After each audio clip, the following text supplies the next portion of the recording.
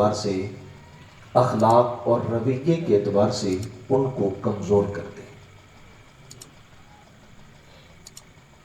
اس اعتبار سے اگر ہم آج اپنے حالات کو دیکھیں، عقیدے کی بات ہو تو ہم کہتے ہیں چھوڑو جی یہ تو مولویوں کا معاملہ ہے،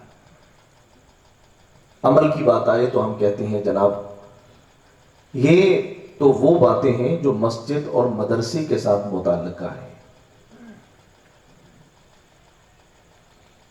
رہا مسئلہ اخلاق کا، ادب و احترام کا، تو اس کو ہم نے ایک ثانوی حیثیت دے دی کہ جس طرح ہم مسجد کی طرف آئیں تو ہم سر پہ ٹوپی بھی ضرورت کی بنا پہ سجا لیتے ہیں اور اپنے ٹخنوں سے تھوڑی سی شلوار بھی اونچی کر لیتے ہیں کہ میں نماز کے لیے جا رہا ہوں۔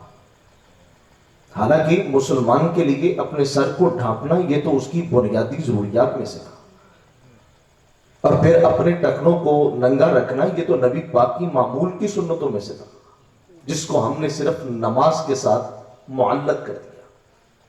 تو اس طرح ہم نے بہت ساری اپنی اخلاقیات کو اپنی مسجد، اپنے مدرسے کے ساتھ اٹیچ کر دیا کہ اس کا تعارف، اس کا تعلق صرف مسجد کے ساتھ ہے، اس کا تعلق صرف مدرسے کے ساتھ ہے۔ حالانکہ وہ اسلام کی تعلیمات ایسی تھیں جن کا تعلق صرف مسجد یا مدرسے کے لیے نہیں تھا، حقیقت کے اندر ان کا تعلق ہماری زندگی کے ساتھ تھا۔ تو آج کے دور کے اندر ہماری جو ذمہ داریاں ہیں وہ ہم اپنے بچوں کو وقت دیں اور اپنے بچوں کو ہم خود ان کی تعلیم، ان کی تربیت پہ ہم خود توجہ دیں۔ یعنی ایسا نہیں ہے کہ اگر ہم ایک بچہ سکول، کالج، یونیورسٹی بھیجتے ہیں تو ہم اس بچے کو اس کے حال پہ چھوڑ دیں، بلکہ جب تک بچہ پڑھ رہا ہے ماں باپ کو بھی پڑھنا ہوتا ہے۔ اور صرف اسی طرح جس طرح ہم اپنے بچے کو کالج، یونیورسٹی بھیج کے ہم اس کا پیچھا کرتے ہیں، تو ایک مدرسے کے اندر بھی بچہ بھیج کے ہم بے پرواہ نہ ہو جائیں۔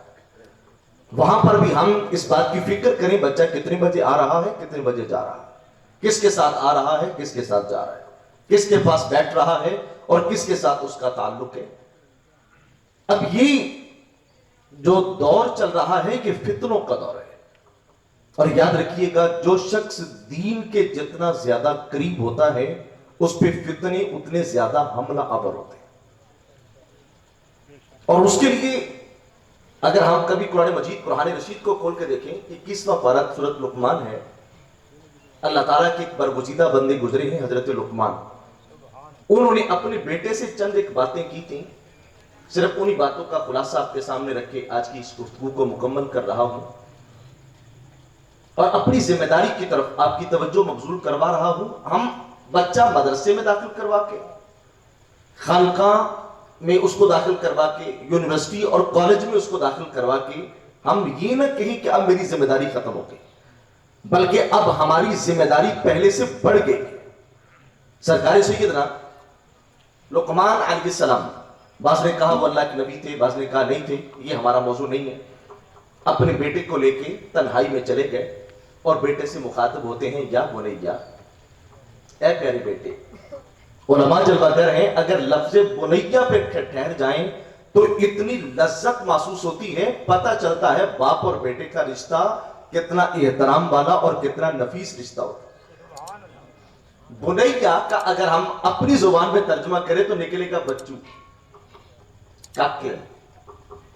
آج دیکھیے دوسروں کا بچہ ہو نا تو ہم شفقت سے اس کے سر پہ ہاتھ رکھ دیتے، پیار کے ساتھ ہم ماتھا چومتے، اپنا بیٹا آئے تو ہم جناب والا اس کو دیکھ کے اپنے ماتھے پہ تیور چڑھا دیتے۔ سوال یہ ہے کہ ہمارے بچے کیا صرف جب وہ گود میں اٹھانے کے قابل تھے اسی وقت ان کو شفقت چاہیے تھی؟ عزیز یاد رکھنا یہ سوالیہ نشان ہے کہ ایک باپ اپنے بیٹے کو 20 سال تک، 25 سال تک سنبھالتا بھی ہے، پالتا بھی ہے، کاروباری حیات بھی دیتا ہے، خرچہ کر کے شریکہ حیات بھی لا کے دیتا ہے، لیکن ہوتا کیا ہے کہ وہ ایک بیٹی جس کو ہم بیٹی بنا کے گھر لے کے آئے تھے، وہ چند دنوں کے بعد ہمارا بیٹا لے کے کیوں چلی جاتی ہے؟ آج کھلا کرنا، شکوہ کرنا، شکایت کرنا یہ ہمارا حق ہے، ہم کر رہے ہیں، لیکن اس کے پیچھے کبھی ریزن اور اس کی وجہ تلاش کیجئے وہ کیا ہے کہ شاید کہیں وجہ یہ تو نہیں ہے کہ ہمارے بچے کو آج محبت کی ضرورت تھی، ہمارے بچے کو آج توجہ کی ضرورت تھی، آج ہمیں ہمارے بچے کو تعریف کرنا چاہیے تھا، بیوی کیا کرتی ہے؟ شوہر کی تعریفیں کرتی ہے.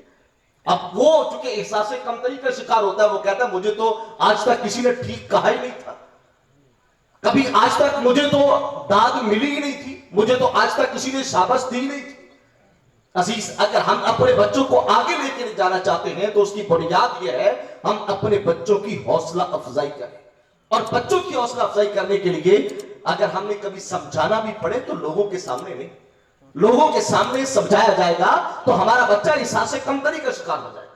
جب بھی ہم بچے کو لے کے بیٹھتے ہیں ہم اس کا کمپیریزن کرتے ہیں، اے فلانا نا منڈا اینے نمبر لے گئے تھے، تو اپنا اثر دیکھ، اے فلانا اے کہتا تھا، تو اپنا اثر دیکھ.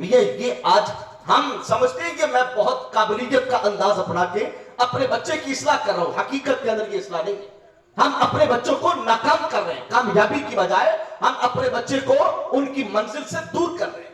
اور بچے کو منزل کے قریب لانے کا طریقہ کیا؟ جناب لقمان علیہ السلام نے کیا کہا؟